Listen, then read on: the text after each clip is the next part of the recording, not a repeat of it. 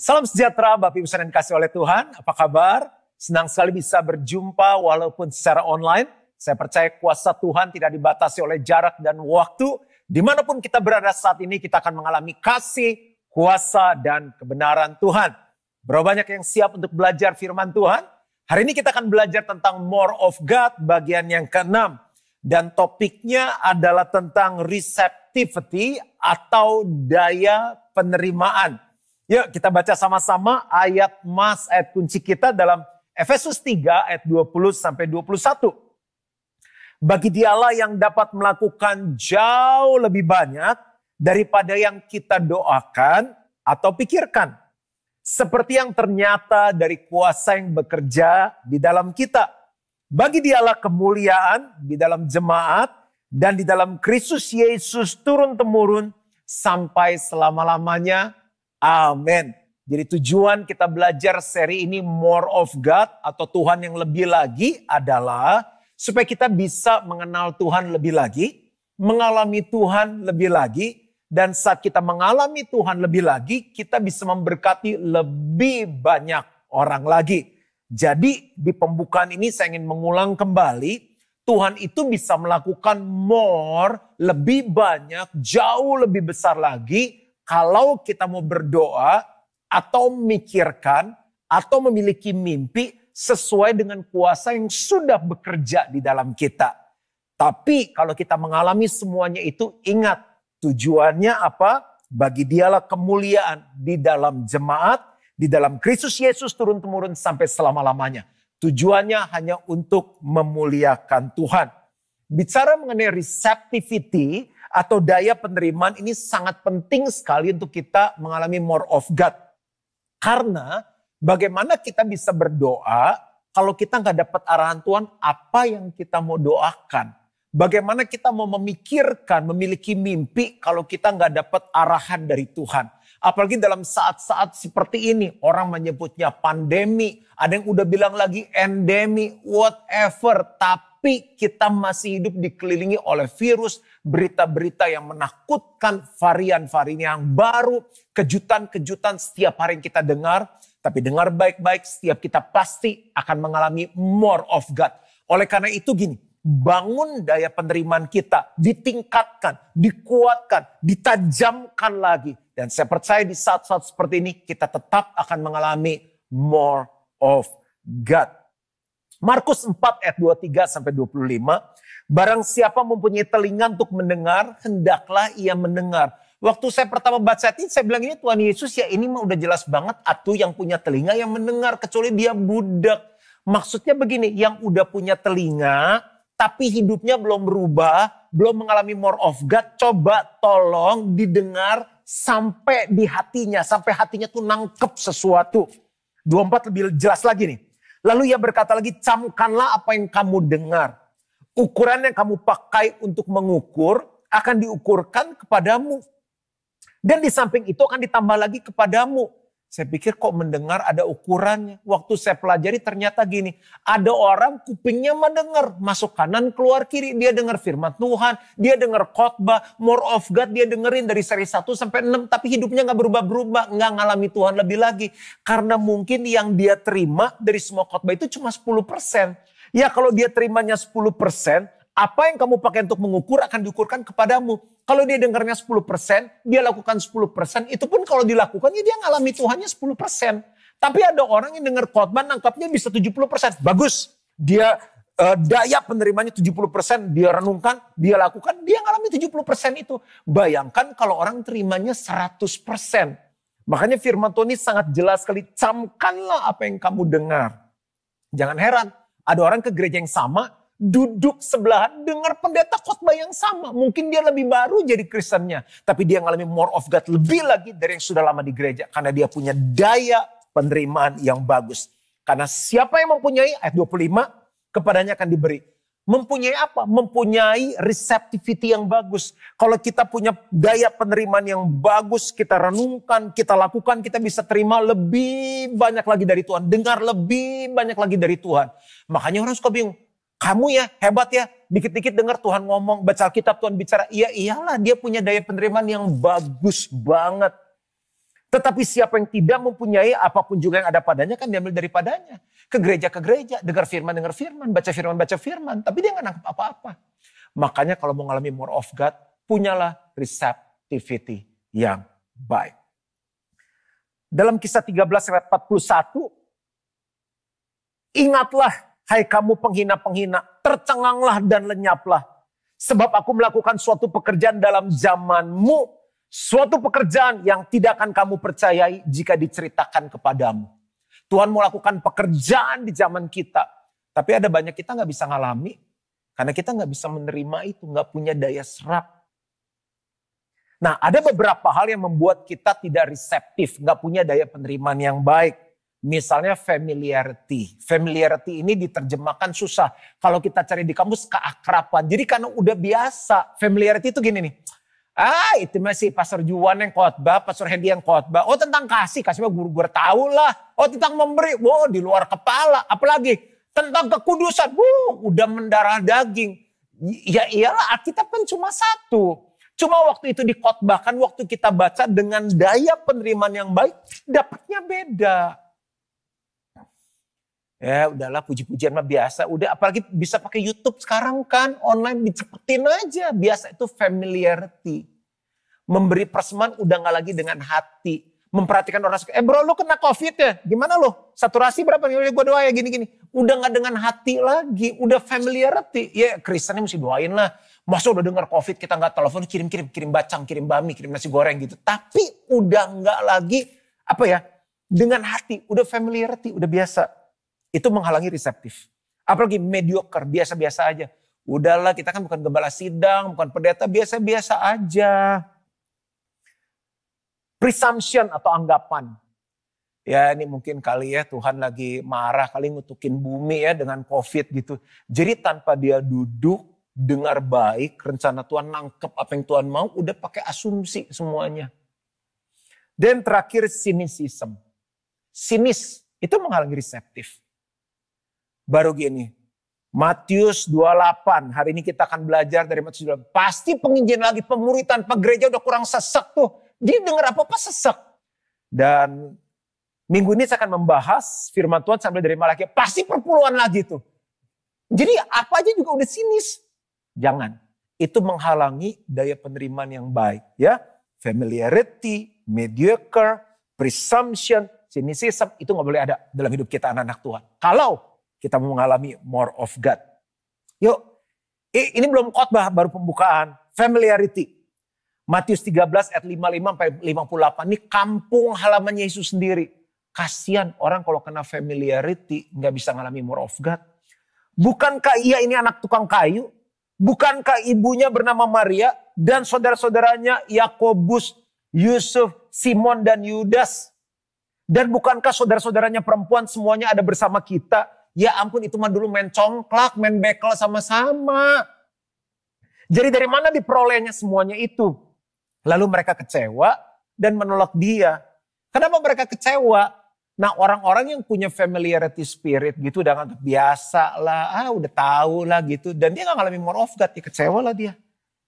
Lalu mereka kecewa dan menolak dia. Maka Yesus berkata kepada mereka, seorang nabi dihormati di mana-mana, kecuali di tempat asalnya sendiri dan di rumahnya.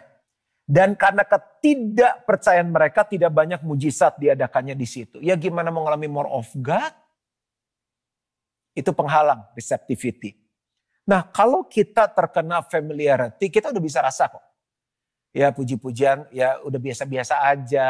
Ya kan dengar firman ya udahlah itu lagi pasti pemuritan lagi. Beberapa hal akan terjadi. Nah ini jangan sampai terjadi nih.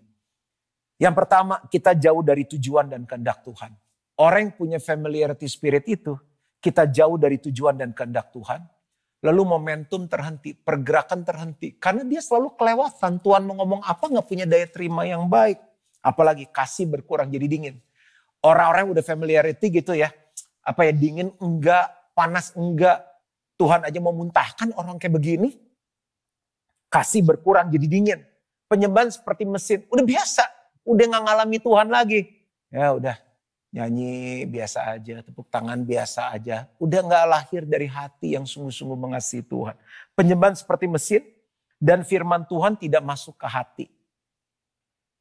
Kita bisa cek kok, habis dengar khotbah nih, minggu online ya. Itu juga udahlah online dong, gak usah bangun pagi-pagi. Gak ada yang salah, gua kadang bisa sore kebaktian online-nya. Saya sebagai pastor bisa sore, tapi saya benar-benar siapkan hati. Walaupun cuma online, kadang cuma bisa lewat handphone atau laptop kecil, gak selalu bisa punya kesempatan colok di TV, ngelihat gede. Saya puji-pujian rapi, saya berdiri seperti kebaktian. Saya jalan, saya nari, saya lompat, saya tepuk tangan, saya heboh sendiri. Saya bilang ngapain sih? Ini lagi kebaktian nih. Siapapun yang khotbah, mau anak rohani, mau cucu rohani, mau leadership lini 2, lini 3, siapapun. Saya beri respon, saya katakan amin. Dan saya yakinkan saya harus ketemu satu hal yang Tuhan mau bicara dan saya mau lakukan untuk sepanjang minggu ini, bahkan sepanjang hidupku. Siapapun yang khotbah, karena saya gak mau familiarity spirit itu ada dalam kehidupanku. Nah sekarang baru khotbah. Apa yang perlu kita lakukan untuk membangun receptivity itu? Ya, karena kalau hilang nih bahaya. Kita nggak ngalami more of God. Tadi ada contohnya Pak, mereka kecewa dan menolak Tuhan. Banyak Kristen yang sekarang jadi dingin. Apalagi di tengah pandemi. Aduh nggak enak nih, semua online. Dari pagi kerja, siang meeting udah online pakai Zoom. Sekolah pakai Zoom, malam komunitasnya pakai Zoom. Doa pakai Zoom, hari Minggu online lagi. Hati-hati, jangan sampai dingin. Ini 3 hal, sederhana aja yang kita mau belajar. Jadi supaya kita bisa membangun receptivity, yang pertama adalah antusias. Coba bilang sama-sama, antusias. Semangat dong. 1, 2, 3, antusias. Lakukan semuanya dengan antusias. Karena apapun yang kita lakukan sesuai dengan firman, pusatnya Tuhan, kita lakukan untuk Tuhan, itu adalah ibadah kita. Makan, antusias. Cium istri, antusias. Kebaktian walaupun online, antusias. Yuk kita belajar dari firman Tuhan. Markus 2 ayat 1 sampai 5. Udah pernah dengar cerita dong yang orang lumpuh. Terus teman-teman 4 temennya tuh bawa. Nah saya dapet tuh hal-hal yang baru deh waktu baca ini. Yuk kita baca. Kemudian sesudah lewat beberapa hari. Waktu Yesus datang lagi di Kapernaum. Tersiarlah kabar bahwa ia ada di rumah. Maka datanglah orang-orang berkerumun sehingga tidak ada lagi tempat. Bahkan di muka pintu pun tidak. Sementara ia memberitakan firman kepada mereka. Full house nih. Ada orang-orang datang membawa kepadanya seorang lumpuh digotong oleh 4 orang. Tetapi mereka tidak dapat membawanya kepadanya karena orang banyak itu. Lalu mereka membuka atap yang di atasnya. Sudah terbuka, mereka menurunkan tilam tempat orang lumpuh itu terbaring. Ketika Yesus melihat iman mereka, berkatalah ia kepada orang lumpuh itu, "Hai anakku, dosamu sudah diampuni." Nah, dari perikop ini saya belajar kenapa mereka begitu reseptif dan mereka mengalami more of God. Karena di akhir Fatsal ini dikatakan bukan hanya orang itu dosanya diampuni, tujuannya kan mau sembuh doang nih. Bukan hanya dia sembuh, tapi Yesus lihat yang lebih utama. Bukan hanya tubuhnya sembuh fisik, dia harus diselamatkan. Jiwanya, rohnya harus diselamatkan. Itu udah more of God. Lalu orang-orang yang di situ takjub pada gini. Wow. Lalu apa? Memuliakan Tuhan. Bukan hanya orang ini diselamatkan, disembuhkan, tapi orang lain pun ikut mengalami. Itu tujuannya more of God. Nah saya pelajari ada beberapa hal bagaimana nih mereka bisa antusias seperti gini. Yang pertama mereka punya visi. Kalau kita nggak punya visi, kita udah nggak reseptif lagi. Punya visi yang jelas, kenapa kamu ikut ibadah online? Ya Kristen masa nggak ibadah? Nggak jelas. Kenapa ikut komunitas sel online? Aduh udah bete, dia sharing panjang banget lagi. Kalau di dalam komunitas sel beneran, ketua sel bilang stop, gantian yang lain sharing, udah kepanjangan. Ini dia sharing, udah muter kaset yang lama. Tujuannya apa dulu? Kenapa kita ikut komunitas? Orang kalau udah gak punya visi, udah gak antusias lagi. Mereka punya visi, walaupun naik genteng, bolongin genteng, turunin, dimarahin orang, debunya kemana-mana, nggak tahu nanti perbaikinya biaya pakai apa. Dia lumpuh, kalau kita kepleset ikut lumpuh, masa berlima jadi lumpuh? Apapun resikonya mereka antusias, karena mereka punya visi. Untuk punya receptivity yang baik, penerimaan yang baik, perlu antusias. Bagaimana antusias? Punya visi. Orang yang punya visi pasti antusias. Yang kedua, saya pelajari bagaimana orang bisa antusias, bersekutu dengan Tuhan dan firman-Nya. Lihat, rumah itu sampai full house, orang itu ngapain? Bersekutu dan mereka mendengar firman. Saat-saat seperti ini, kalau kita dengar khotbah hari Minggu belum dapat sesuatu, setiap hari baca firman. Saya itu kalau baca firman, saya baca lagi. Saya suka ngomong misalnya doa orang yang benar. Bilang dengan yakin didoakan, sangat besar kuasanya. Lagi baca, saya ulang lagi. Istri saya bilang, kamu lagi ngapain sih ngomong sendiri? Saya bilang, saya lagi renungkan firman, saya lagi baca lagi. Supaya itu saya ulang-ulang, karena kan iman timbul dari pendengaran dan pendengaran firman Tuhan. Seringkali saya baca lagi, ini udah baca Alkitab nih pagi. Kok belum dapat apa-apa ya kayaknya ya? Karena mungkin ada yang berat juga. Ya, pendeta juga kadang ada bagian yang gak ngerti. Selidiki, pelajarin belum dapat. Malam saya ulang lagi, tadi baca belum ngerti, baca lagi. Tapi saya pasti dapat sesuatu dari Tuhan. Jadi untuk antusias itu bersekutu dengan Tuhan dan firman-Nya. Bersekutu dengan firman. Bisa dibantu, sekarang bisa klik mana aja. Seringkali saya gak ikut satu kebaktian online, udah denger nih di gereja lokal sendiri. Saya dengerin, ini gerejanya teman saya dengerin firman-Nya. Saya WhatsApp dia, thank you ya, tadi khotbah kamu memberkati dan saya dibangun. Itu membangun antusias. Kumpul dengan orang yang antusias. Nah kenapa mereka jadi semangat? Karena mereka lihat, wow itu lagi ngumpul ramai ya. Ada Yesus lagi khotbah, mujizat terjadi. Mereka bilang kita harus gabung sama-sama. Kalau kita mau punya receptivity dan kita sudah terkena spirit familiarity, udah mulai rasa biasa-biasa aja, udah mulai rasa dingin, cari orang-orang yang antusias supaya kita antusias. Makanya jangan main sama orang yang pesimis, jadi pesimis. Kenapa lihat Pastor Juan selalu antusias? Karena selalu main sama antusias. Saya nularin antusias dan saya gak mau orang-orang yang pesimis mempengaruhi saya. Karena itu mempengaruhi receptivity saya. Sekarang kan gak bisa ketemu, Pastor telepon dong. Kita telepon Zoom aja. Ini saya di grup sama teman-teman, saya bilang, video call dong, udah kangen nih lama. Semangat lagi, ayo video call, ngobrol. Kita bisa ngakak-ngakak, ketawa, bisa saling mendoakan di sana. Antusias bangkit lagi. Yang terakhir, bagaimana antusias?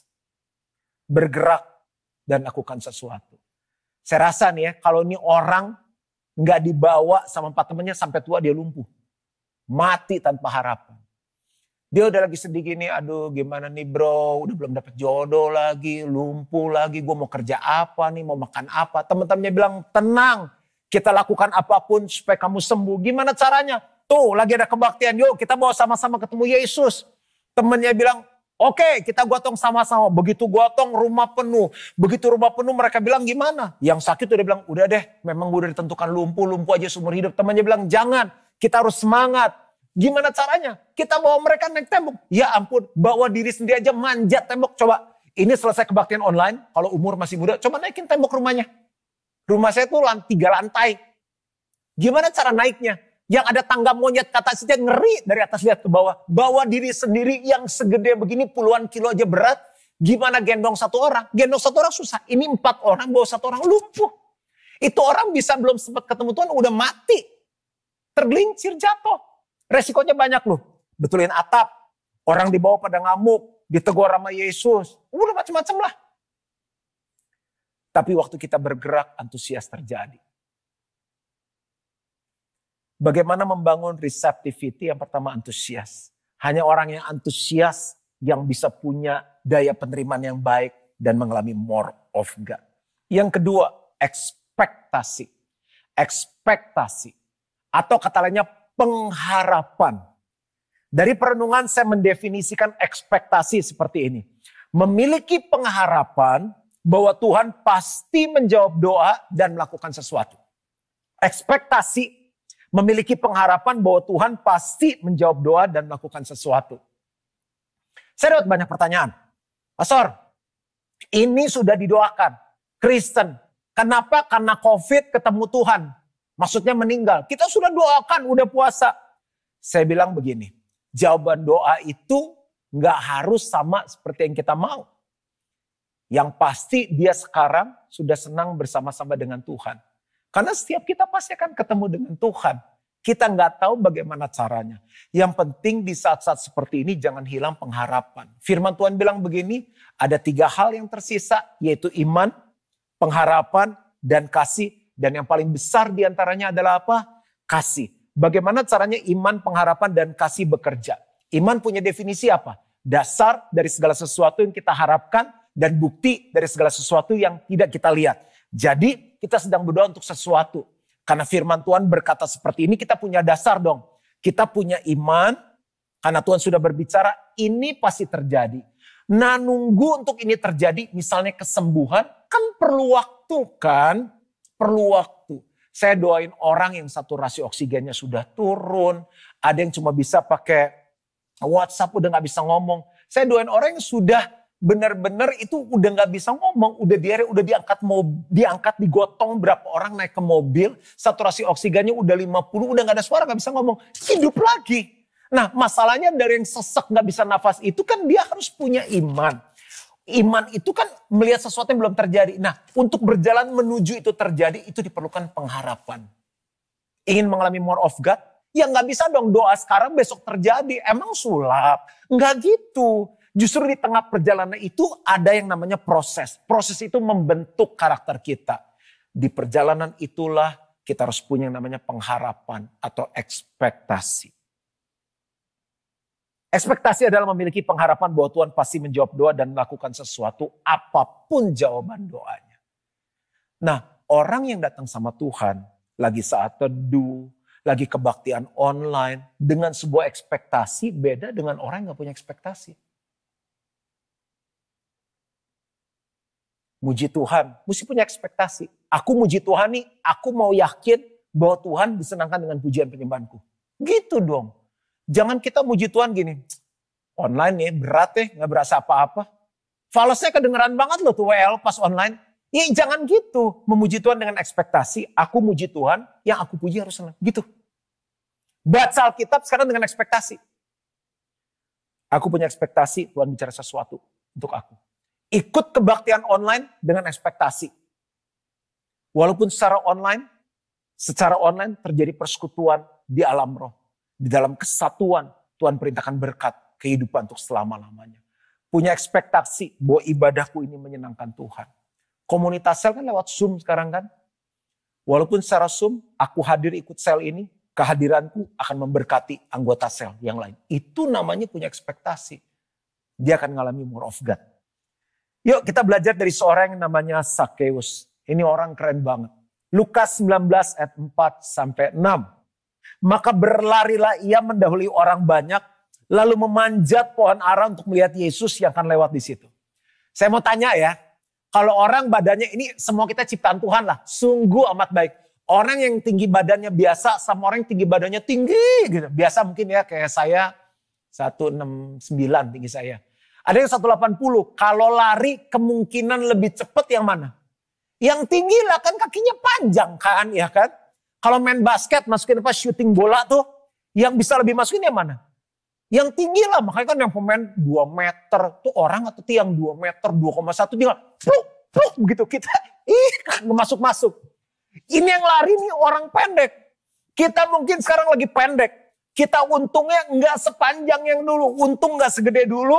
Mungkin kita nggak bisa nafas dengan saturasi oksigen yang tinggi yang normal, keadaan kita lagi pendek. Untung pendek, kesempatan pendek, karir pendek yang ada dipotong gaji jadi pendek. Tapi larilah kepada Tuhan dengan ekspektasi seperti Sakeus. Mendahului orang banyak, lebih dari orang yang punya fasilitas. Karena ada orang yang memang lagi senang kan, bisnisnya lagi boom. Justru di pandemi bisnisnya boom. Sementara kita kelihatannya kok buntung anak Tuhan. Lari dengan ekspektasi seperti Sakeus. Badannya pendek kan, tapi lari. Daripada tinggi jalan di tempat, ya kan? Amin dong. Ketika Yesus sampai ke tempat itu, ia melihat ke atas dan berkata, ekspektasi kita membuat mata Yesus tertuju dalam kehidupan kita. Sakeus, segeralah turun. Sebab hari ini aku harus menumpang di rumahmu. Saya mau tanya ya, yang kan dia manjat pohon kan, itu kan larinya susah udah. Terus naik manjat pohon, yang kakinya panjang lebih cepat naik. Yang lainnya udah duduk di VVIP paling depan dekat banget sama Yesus. Yesus ngomong hembusannya terasa. VIP, platinum, diamond, platinum, gold, silver, kelas kambing sampai di pohon. Kok yang dipanggil Yesus bukan yang di VIP sih? Yang mungkin lebih parah, tapi kenapa matanya tertuju kepada pohon? Karena dia tahu orang-orang yang punya receptivity, daya terima yang strong, yang kuat. Aku mau ketemu Tuhan, aku mau ngalami Tuhan. Walaupun online nggak ada masalah, karena Tuhan ada di mana saja. Sakeus segeralah turun sebab hari ini aku harus menumpang di rumahmu. Keren. Ayat 6, lalu Sakeus segera turun dan menerima Yesus dengan sukacita. Terjadi pertobatan. Itu udah gak ada haleluya 12 kali, gak ada tumpang tangan, gak ada tumpang kaki, gak ada khotbah panjang lagi makan. Pokoknya lagi duduk dia berdiri, pertobatan terjadi. Orang yang dibenci sama banyak orang, seorang pemungut pajak yang suka memeras, meminta lebih dari yang seharusnya. Menjadi orang yang dicintai, yang jadi berkat. Karena sebuah receptivity yang baik. Sependek apapun engkau bisa melihat hidupmu saat ini. Buram. Nggak jelas, nggak bisa bangun hubungan, gimana mau ketemu jodoh? Bisa, Tuhan bisa ketemukan. Dipotong 30% gimana bayar cicilan? Bisa. Karena Yesus melihat ekspektasimu, receptivity dalam kehidupanmu. Yang terakhir, yang ketiga. Bapak Ibu Saudara belajar sesuatu, bagaimana kita bisa membangun receptivity dalam hidup kita supaya kita mengalami more of God. Yang ketiga, lapar dan haus. Yesus bilang berbagailah mereka yang lapar dan haus akan kebenaran karena mereka akan dipuaskan. Lapar dan haus apa sih? Sebuah rasa kebutuhan yang mendesak bahwa kita membutuhkan Tuhan. Sebuah rasa yang mendesak bahwa kita membutuhkan Tuhan. Saya ketemu banyak orang, misalnya anaknya ulang tahun. Karena saya dekat, saya main, saya tanya. Kamu pengen kado apa? Nggak pengen apa-apa om. Nggak pengen apa-apa uncle. Saya kaget dong nanya anak kecil. Kenapa ditanya kado? Kan anak kecil suka kado. Mau mainan nggak? Nggak uncle. Mau ini? Nggak uncle. Penasaran dong, saya tanya dong. Kenapa nggak pengen? Karena udah punya semua. Bahayanya Kristen kita udah lama. Melayani udah, sekolah minggu udah pernah. Parkir udah pernah, khotbah. Pernah. Dulu kalau om khotbah. Om belum amin, orang udah rebah. Dia udah hebat deh. Alkitab udah baca kejadian Pak Wahyu bolak-balik. Itu dulu om, itu dulu tante. Masih punya gak rasa lapar dan haus akan Tuhan? Menurut saya ini yang hilang dari kehidupan kita. Kita gak akan pernah selesai.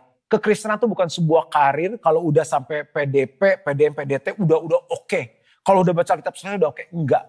Ada masih banyak hal yang Tuhan mau bicara dalam hidup kita. Ada masih banyak hal yang kita bisa kenal Tuhan kita. Kita bisa ngalami Tuhan lebih lagi dan kita bisa jadi berkat lebih lagi. Lapar dan haus itu bukan hanya untuk kebutuhan kita. Ya Tuhan aku desperado banget nih, desperate banget nih pengen jodoh. Aku udah desperate banget pengen punya rumah nih. Enggak yang gitu. Mungkin ada di satu level gini Tuhan. Aku benar-benar lapar dan haus. Gimana caranya aku bisa menyenangkan Tuhan lebih lagi. Gimana hidupku bisa jadi berkat lebih lagi. Di tengah pandemi ini bagaimana Injil diberitakan. Nah waktu kita terbuka dengan lapar dan haus seperti itu, Tuhan akan berikan arahan, strategi. Ayat terakhir, Markus 5 ayat 24 sampai 29. Lalu pergilah Yesus dengan orang itu, orang banyak berbondong-bondong mengikuti dia dan berdesak-desakan di dekatnya. Adalah di situ seorang perempuan yang sudah 12 tahun lamanya menderita pendarahan. 12 tahun itu lama loh. Pendarahan lama. Ia telah berulang-ulang diobati oleh berbagai tabib. Sehingga telah dihabiskan semua yang ada padanya. Namun sama sekali tidak ada faedahnya. Ini krisis loh. Krisis loh. Kita ini sekarang lagi krisis. Cuma bedanya ini krisis pribadi. Sama aja krisis. Malah sebaliknya keadaannya makin memburuk. Udah mulai senang-senang datanglah varian Delta, varian Kappa. Apalah variannya katanya lewat aja orang bisa kena COVID. Dia sudah mendengar berita-berita tentang Yesus, maka di tengah-tengah orang banyak itu ia mendekati Yesus dari belakang dan menjamah jubahnya. Sebab katanya asal kujamah saja jubahnya aku akan sembuh. Ini doktrin dari mana? Asal kujamah saja jubahnya aku akan sembuh. Artinya gini, orang yang udah lapar dan haus dia akan lakukan apa saja cara untuk dia mengalami Tuhan bicara, Tuhan melawat kehidupannya untuk mengalami Tuhan sekali lagi. Ketika itu juga berhentilah pendarahannya. Dan ia merasa bahwa badannya sudah sembuh dari penyakitnya. Apa yang kita bisa belajar dari sini? Di tengah orang yang berdesak-desakan. Di tengah dia udah gak punya pengharapan. Udah ke berbagai tabib. Uangnya udah habis. 12 tahun pendarahan itu lama sekali. Dia bilang begini. Asal ku jamah jubahnya. Aku pasti sembuh. Apapun caranya. Aku lapar dan haus akan dia. Aku mau mengalami Tuhan. Nah, di tengah pandemi, di tengah kehidupan kita sekarang ini, kalau kita mau mengalami more of God, harus punya lapar dan haus. Saya simpulkan begini ya, lapar dan haus. Selalu ketemu cara. Selalu cari cara untuk dekat dengan Tuhan. Untuk kenal Tuhan. Untuk mengalami Tuhan. Cari cara untuk bisa berdoa. Ya sibuk nih anak-anak sekarang online lah, mesti masak, mesti ngajarin anak. Selalu cari cara. Punya rasa lapar dan haus untuk bisa berdoa. Untuk baca firman, untuk sel, untuk kebaktian doa. Jangan sampai ini hilang. Saya selesai untuk mengalami more of God. Nggak ada cara lain. Bangun receptivity kita. Karena cara menerima kita menentukan apa yang kita alami dengan Tuhan. Ada 3 hal untuk membangun receptivity. Kita lihat sama-sama untuk mengakhiri firman Tuhan pada hari ini. Yang pertama adalah antusias. Yang kedua adalah ekspektasi.